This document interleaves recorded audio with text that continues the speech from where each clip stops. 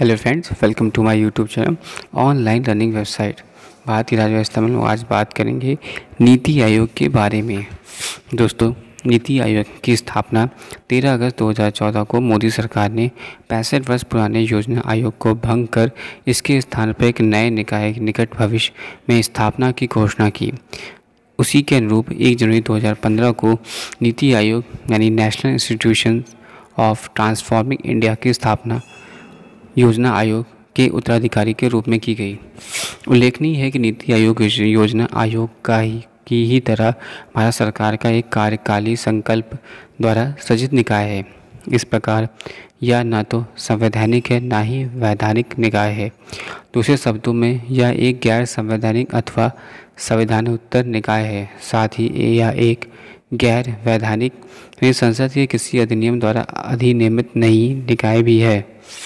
नीति आयोग भारत सरकार की नीति निर्माण का शीर्ष प्रबुद्ध मंडल अथवा थिंक टैंक है, जो निर्देशकीय एवं नीतिगत दोनों प्रकार के इनपुट प्रदान करता है। भारत सरकार के लिए रणनीतिक एवं दीर्घकालीन नीतियों एवं कार्यक्रमों का प्रकल्प तैयार करते हुए नीति आयोग केंद्र एवं राज्य के प्रशासनिक तकनीकी सलाह भी देता है। योजना आयोग युग की पहचान या नीतियों का केंद्र से राज्य का एक तरफा प्रभाव है, जो कि अरब राज्यों के वास्तविक एवं सतत भागीदारी से प्रतिस्थापित हो गया है। पूर्व के आदेश एवं नियंत्रक दृष्टिकोण में परिक्षेत्रात्मक बदलाव के रूप में नीति आयोग अब विविध वैचारिक दृष्टिकोणों को संघर्षवादी रुख नहीं अपनाकर सहयोगात्मक स्थिति में समायोजित करता है।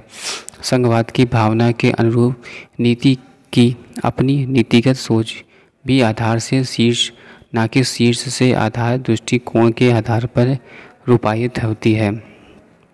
तर्काधार योजना आयोग के स्थान पर नीति आयोग की स्थापना का कारण स्पष्ट करते हुए भारत सरकार ने निम्नलिखित राय व्यक्त की है। भारत पिछले 6 दशकों के अंदर एक परिचयात्मक बदलाव से गुजरा है। राजनीतिक, आर्थिक, सामाजिक, प्रौद्योगिकी साथ ही जनसांख्यिकी के रूप में। इस बीच राष्ट्रीय विकास में सरकार की भूमिका भी समांतर रूप में विकसित या परिवर्तित होती गई। बदलते समय के साथ संगति बैठाते हुए भारत सरकार ने पूर्ववर्ती योजना आयोग के स्थान पर नीति आयोग की स्थापना भारत की जनता की आवश्यकताओं एवं आकांक्षाओं की पूर्ति बेहतर ढंग से करने के उद्देश्य की है। नई संस्था विकासात्मक प्रक्रिया के लिए उत्प्रेरक के रूप में कार्य करेगी। सार्वजनिक क्षेत्र तथा भारत सरकार के सीमित दायरे से बाहर जाकर विकास के प्रति एक समग्र दृष्टि अपनाते हुए एक सामर्थ्यपूर्ण वातावरण को निर्मित एवं पुष्ट करने के लिए इसके निर्माण के आधार निम्न होंगे। पहला, राष्ट्र के विकास में राज्य की बराबर के भागीदारी के रूप में सशक्त भूमिका, सहकारी संघवाद के सिद्धांत को कार्य रूप में परिणत करते हुए। दूसरा, आंतरिक एवं बाह्य संसाधनों के एक ज्ञान केंद्र, जो कि सुशासन के सर्वोत्तम प्रचलनों के कोष के रूप में तथा एक प्रबुद्ध मंडल या थिंक टैंक के रूप में कार्य करते हुए सभी सरकार के सभी स्तरों पर ज्ञान तथा रणनीतिक विशेषताएं प्रदान करते हुए। आंतरिक एवं बाह्य संसाधनों के एक ज्ञान केंद्र, जो कि सुशासन के सर्वोत्तम प्रचलनों के कोष के रूप में तथा एक प्रबुद्ध मंडल या थिंक टैंक के रूप में कार्य करते हुए सरकार के सभी स्तरों पर ज्ञान तथा रणनीतिक विशेषज्ञता प्रदान करें।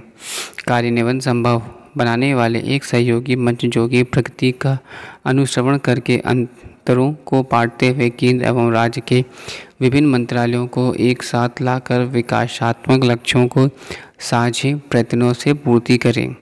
इसी संदर्भ में वित्त मंत्री अरुण जेटली ने कहा, 65 वर्ष पुराना योजना आयोग एक निरर्थक संगठन बन कर रह गया था। यह आदेशात्मक आर्थिक व्यवस्था के लिए तो प्रोसेसिंग था, लेकिन अब नहीं। भारत एक विविधतापूर्ण देश है और इसके अनेक प्रांत अपनी ताकतों एवं कमजोरियों के साथ आर्थिक विकास के विभिन्न चरणों में हैं। इस संदर्भ में सबके समान नीति वाला आर्थिक नियोजन अब हमारे लिए पुराना पड़ चुका है या भारत को आज की वैश्विक अर्थव्यवस्था में प्रतिस्पर्धा नहीं बना सकता। संकल्प में कहा गया कि सबसे महत्वपूर्ण बात शायद यह है कि संस्था को इस सिद्धांत को ध्यान रखना चाहिए कि बाहर से सकारात्मक प्रभावों को अपनाते हुए कोई भी एक बाहरी मॉडल भारतीय परिदृश्य में प्रतिरूपित नहीं किया जा सकता।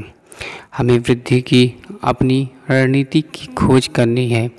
नई संस्था को शून्य से शुरुआत कर यह तय करना है कि भारत में और भारत के लिए क्या उपयोगी होने वाला है।